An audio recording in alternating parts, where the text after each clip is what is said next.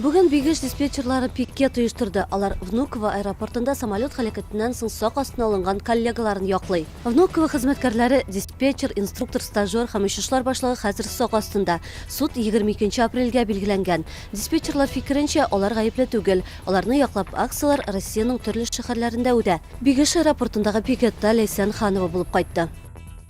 Яршалы шәһәр судында 35 һәм 37 яшьле хатын-кызлар хөкем ителәчәк. Алар наркотик җитештерүдә файдаланыла торган мәк сабагы белән сәүдә иткән. Наркотиклар әйләнешен контрольдә тоту хезмәткәрләре аларны узган елның көзендә тоткарлады. Гаепләнүчеләрнең җинаять эше 10 томны тәшкил итә. Бүген Наил Мәһдиев Кама балалар медицина үзәгендә төзекләндерү эшләренең барышын тикшерде. Г-блогында яңа туган авыру балалар бүлеге һәм балалар диагностик үзәге булдырачаклар. Кама балалар үзәгендә төзекләндерү эшләрен башкарып чыгыр өчен барлыгы 200 миллион сумга якын акча бүленде. Төзекләндерү эшләре инде ахырына якынлашкан. Бина кайчан куллануга тапшырылыр, Гүзәл Шихапова белеп кайтты. Республика мөфтие Камил хәзрәт Сәмигуллин Чаллыга килде. Ул Әбүзәр мәчетендә имамнар белән очрашты.